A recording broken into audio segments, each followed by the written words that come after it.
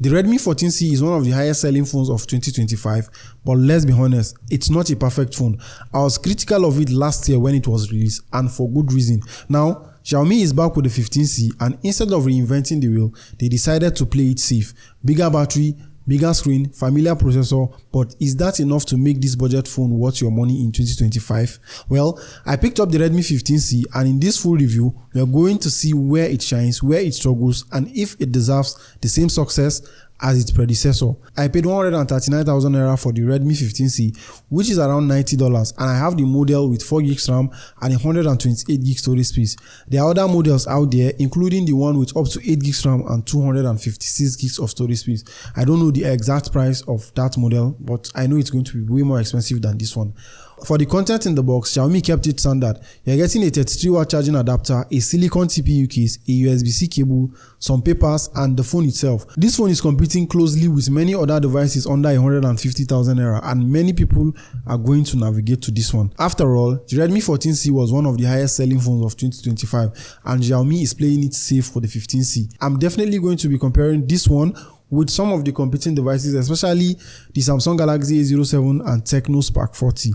Let me know in the comment section in case you have any particular phone you want me to compare the Redmi 15C with. Make sure you also subscribe to the channel so you don't miss out on upcoming videos. One thing that has significantly changed for good is the design. I wasn't a fan of the large rounded camera cutouts at the back of the Redmi 14C. It looked all over the place. The 15C has a design that aligns with other Redmi devices.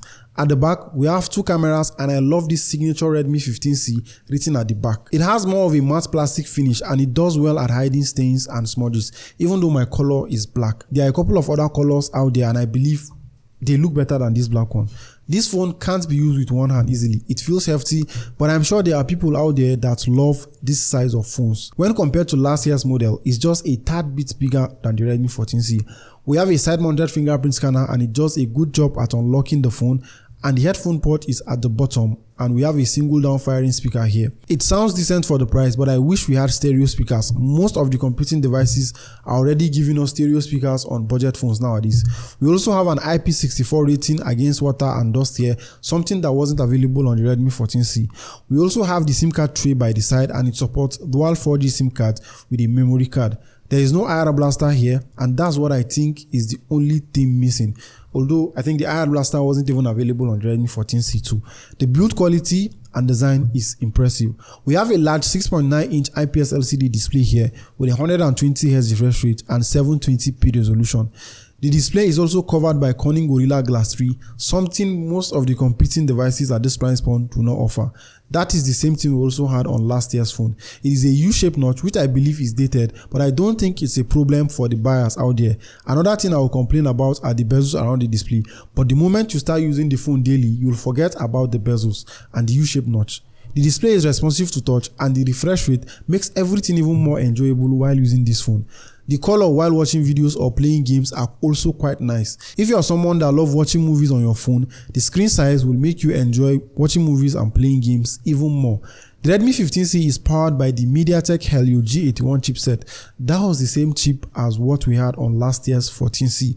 It would have been fair to complain, but most of the competing phones around this price are also powered by the same MediaTek Helio G81, except Samsung that has opted for the MediaTek Helio G91. Day-to-day tasks run smoothly on this phone. I mean tasks like calls, texting, scrolling, social media, and casual stuffs. You can actually play games at low graphics with the phone, and if you're a gamer, then you might need a better device that can handle gaming better. I played Call of Duty Mobile for an hour on this phone while testing it, and after like an hour of gaming, it started lagging and the phone started getting warm.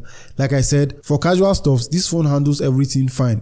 It's when you try to do crazy stuffs, that is when it's going to start lagging and you are not going to like it. We have Android 15 based on HyperOS 2 here, and I feel it's a bit more smoother here than what I experienced on the Redmi 14C. There are a couple of things like split screen and pop-up windows that I wish we had here. They skipped them on the Redmi 14C, and they are continuing the trend here. You can customize the phone to some extent, but it doesn't get to the same level of customizations as more expensive Redmi phones. Another thing to note is the availability of pre-installed apps and ads around the interface. You can remove most of the apps, and while setting up the phone, make sure you pay attention so you don't install more apps unknowingly. App icons look good, and animation while closing and opening apps look really good. There is no confirmation as to how many years of software updates we'll get here, but I guess it should be between 2 or 3. There are also no AI features here, even though the likes of Infinix and Tecno are giving you a ton of AI features for this price point. If you are someone that loves AI features, then I think you are better off looking elsewhere. Now, one of the best aspects of this phone has to be the 6000 mAh battery, which is a step up from the 5000 we had on the Redmi 15C. In this aspect, I see this phone beating all the competition. It also supports 33W charging with the 33W brick provided in the box. I remember complaining about slow charging in my review of the Redmi 14C, and I'm glad Xiaomi is increasing the charging speed with this one. If you're a casual user, this one could last you more than a day or two, but for power users, you should get through the whole day and maybe charge it later in the night.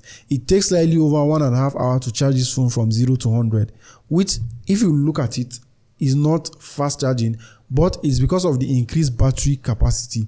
We have a 50 megapixel primary camera here, and the selfie camera has now dropped from 13 megapixel to 8 megapixel. With that said, the pictures you get here are great in good lighting condition. You also need to be stable while snapping pictures. If you shake your hands, the picture will just get blurry.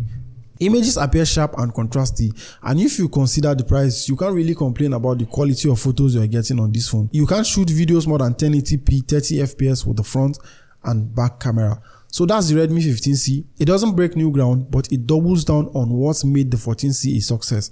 A massive battery, reliable performance for everyday use, and now a cleaner design. Sure, it's missing some features like stereo speaker or IR blaster and even AI features, but at this price, Xiaomi clearly knows its audience. The big question now is, should you buy the Redmi 15C, or are you better off with something like the Tecno Spark 40 or Samsung Galaxy A07? Let me know in the comments which phone you'd like me to compare this to next, and if you enjoyed this review, make sure you hit that subscribe button so you don't miss my upcoming videos. Thanks for watching, and I'll see you in the next one. How many minutes?